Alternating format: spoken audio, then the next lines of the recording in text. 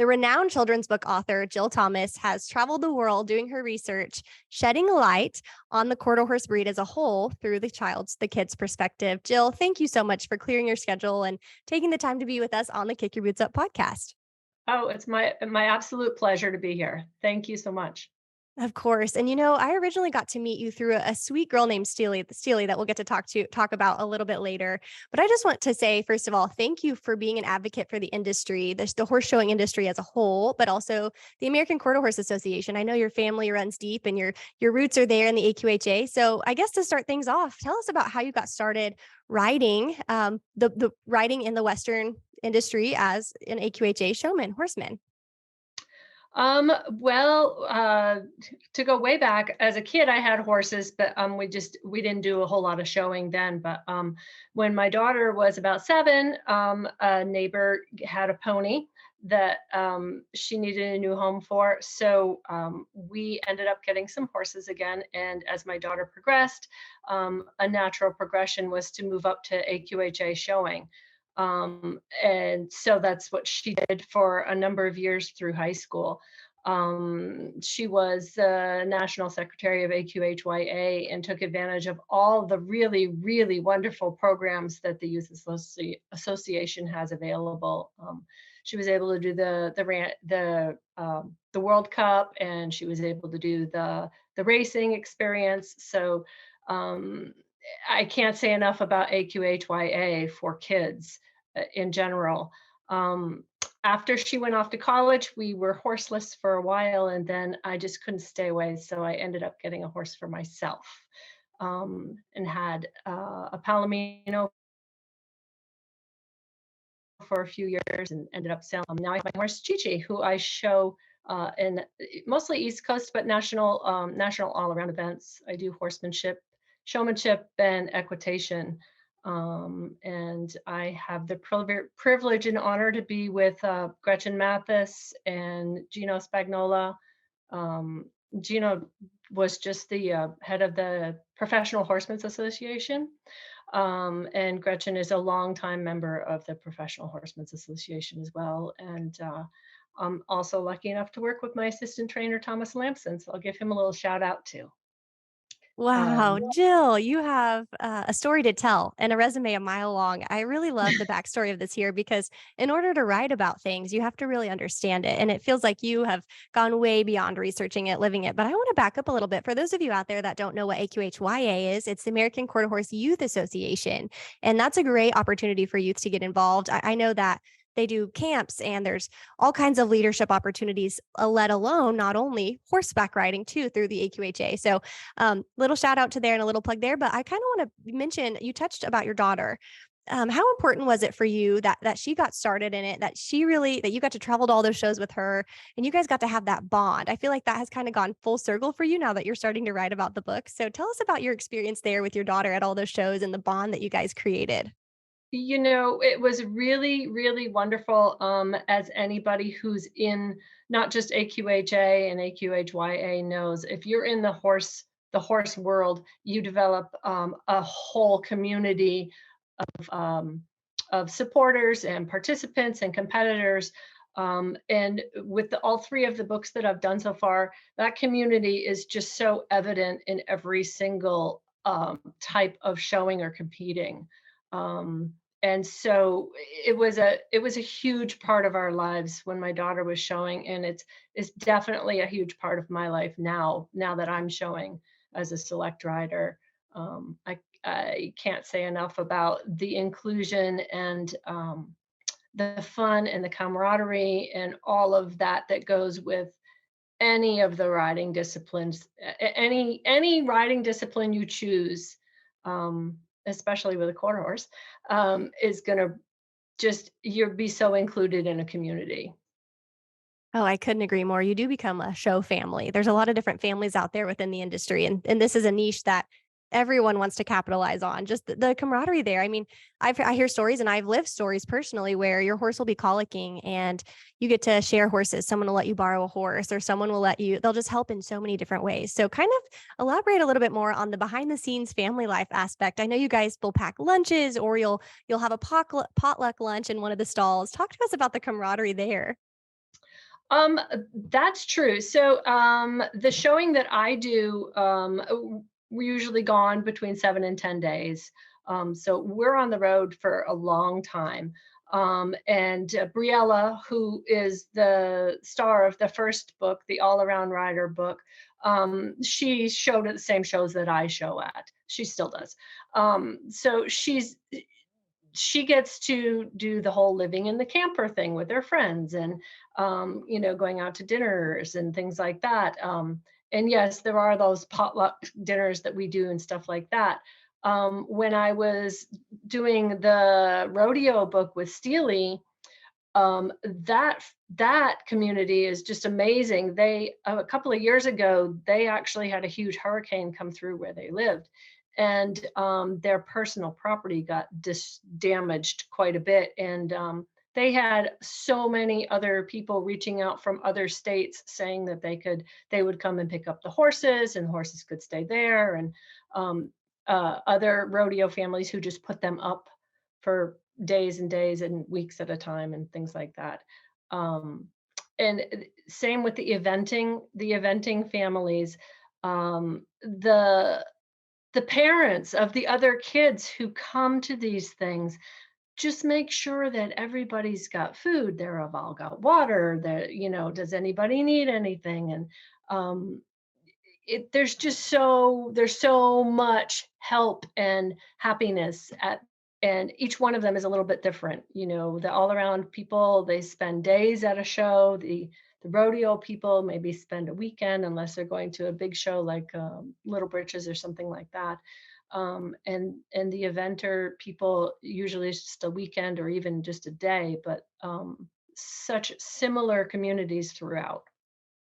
Oh yes, well said. I could not have even said it better myself. I love that you've gotten to have the experience while writing these books. And before we move on to talking more about your books and the series that it's in, let's talk a little bit about how you got started writing. How did you begin to pick up the pen and pencil or to start typing up the different manuscripts of your books? Oh, well, gosh darn it, this is gonna date me a little bit.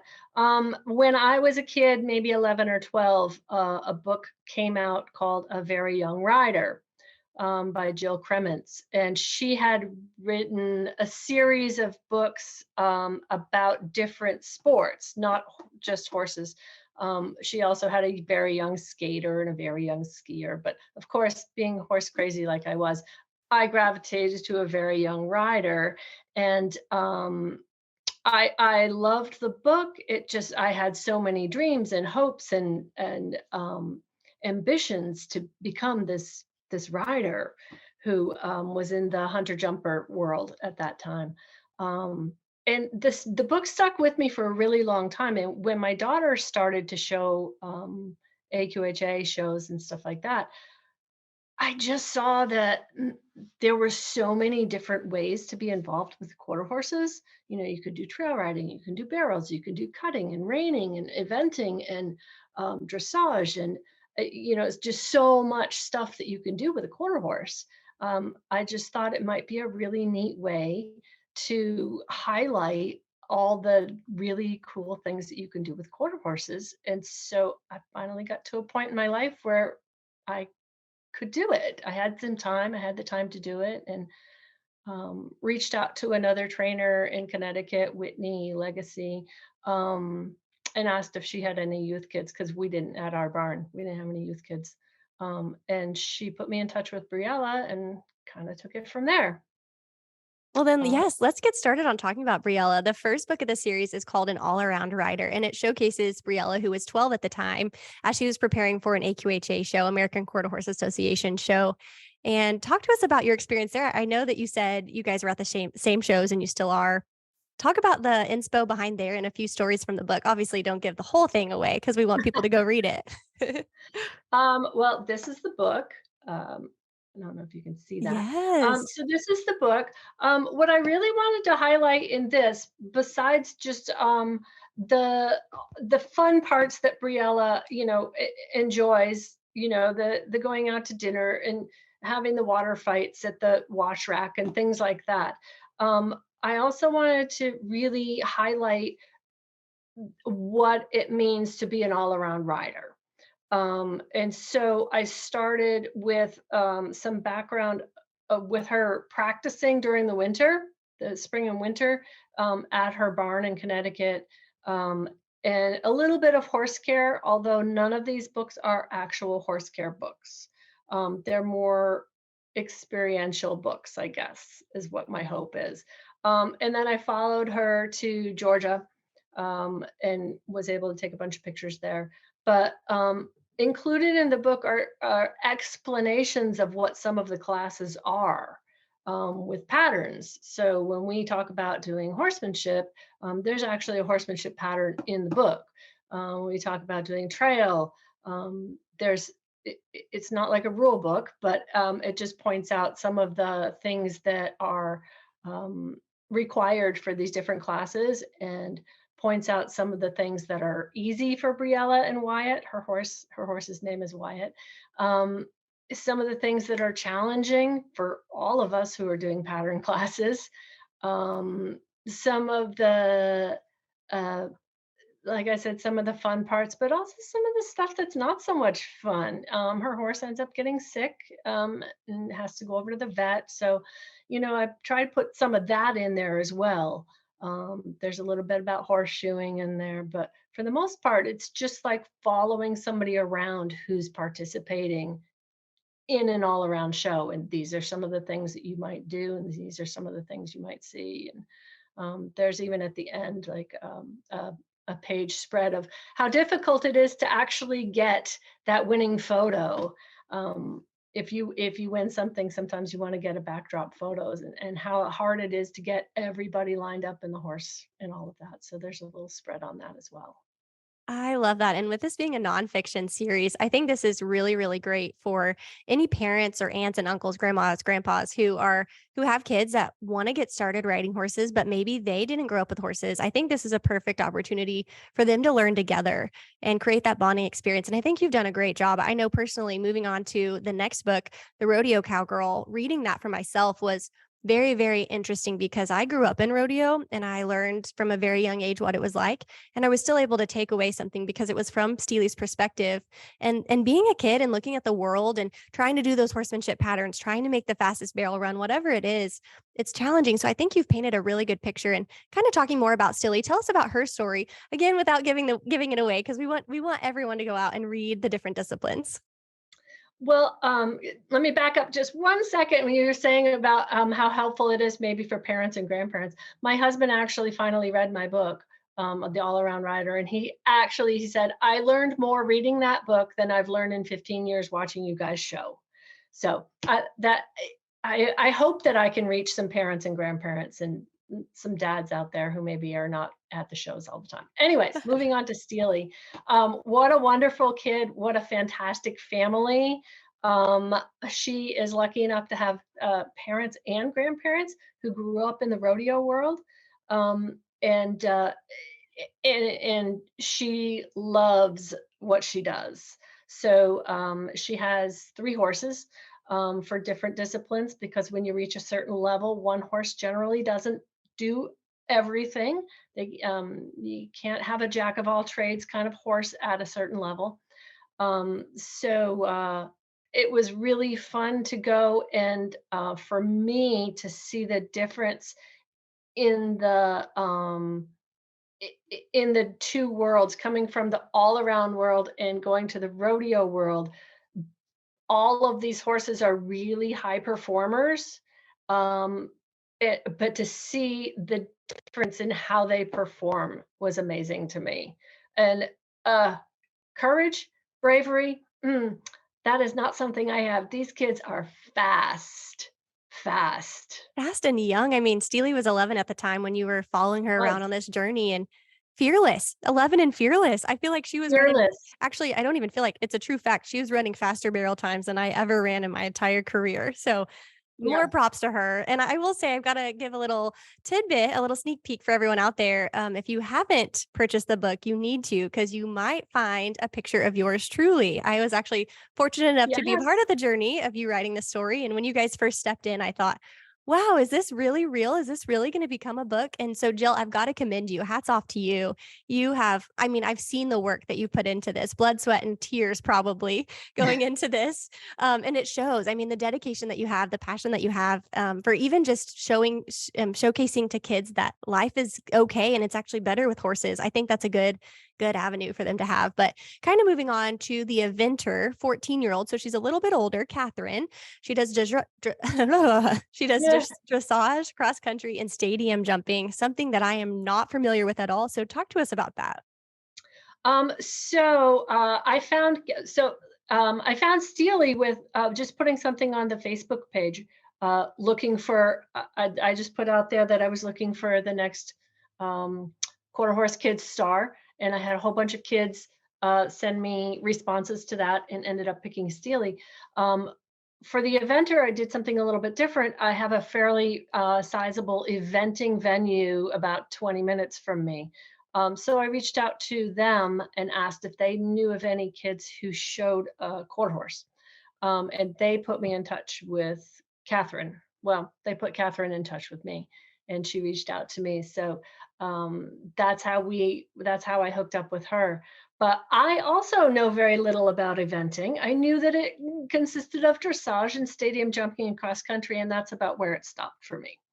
But we all know eventing because if you watch the Olympics, that's what they're doing. They're doing dressage, but then the whole other part of it is the 3 day eventing thing, where they start with a dressage test, which is a pattern. Um, it's a pattern, and the horse's movement is being judged there. It's not so much on the rider. You don't want to be distracting when you're riding dressage, but they're not judging if your heels are down or if you're sitting up straight or anything like that. They're really looking at how the horse is moving. And you get scores for every single maneuver. So it's a little bit like the all around patterns where you get scores for that too, but it's really about how um, the quality of the horse's movement and how obedient they are and stuff like that. The next event is stadium jumping, which is all about time and knockdowns. So again, the bravery of these kids is something that I never had. So I got to watch Catherine whip around the stadium course. And if you knock something down, that counts against you. Um, but it's the fastest time with no knockdowns. So that was pretty impressive to watch too. And some things they need to really work on there or look for there are uh, keeping your corners really tight, but not so tight that the horse doesn't have a chance to get over the jump properly. So there's a lot of cutting corners and things like that, but it was a lot of fun. And then they go to the cross country, which level it up again on the bravery and the courage and all of that. And these kids are just galloping around 2 or 3 mile course, through the woods, through the water, up things, down things, over drops, and all kinds of stuff. Um, amazing, amazing to see how much skill these kids have. And it was kind of fun to see, it being done on a quarter horse. So.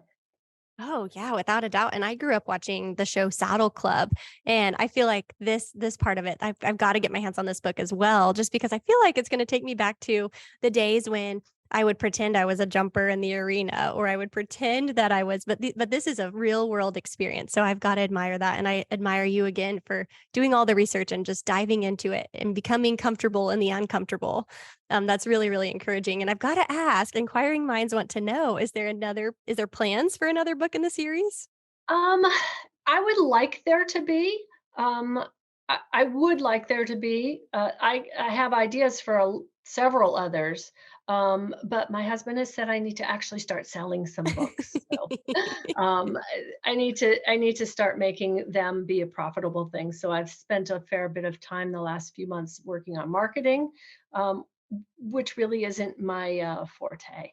Uh, I'm good with writing the books and taking the pictures and all of that stuff, but being in front of the camera or being the salesperson is more of a challenge for me.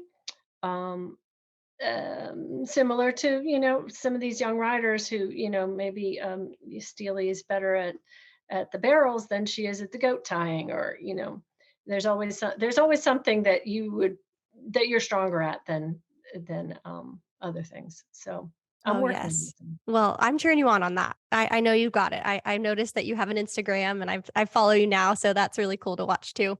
But kind of moving on to our final few questions here. What is your writing process when you go through these books? Is it obviously you have to do your research, but do you just have things come to you at 3 a.m. and you wake up and you write them down? What do you use? What do you do to Yes, write? actually, yes, that happens too. So I start with taking lots of pictures. I probably, for Steely's, for the rodeo book, I probably took close to 2,000 photos. So I have to whittle that all down. And I ask so many questions. I'm sure that Steely's family and Catherine's family and Briella were just, not Briella so much because I already knew a lot about that one, but the other two probably got so sick of answering probably what they thought were really dumb questions. Um, but that's I I really enjoy learning about different disciplines and different sports and things like that. Um, and I learned way more than I was able to include in the books.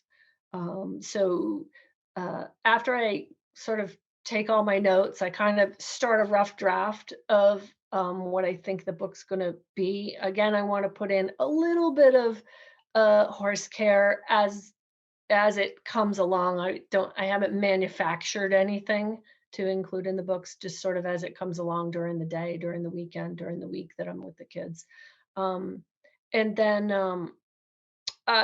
after I get a rough draft started, it's pretty easy to see that I have holes. So sometimes I have to reach out or go back for another visit to fill in those holes. Like, yeah, my pictures with on this particular idea didn't come through, so I need to take some more pictures, or ask the parents to give me a little bit more background information on this, that, or the other thing.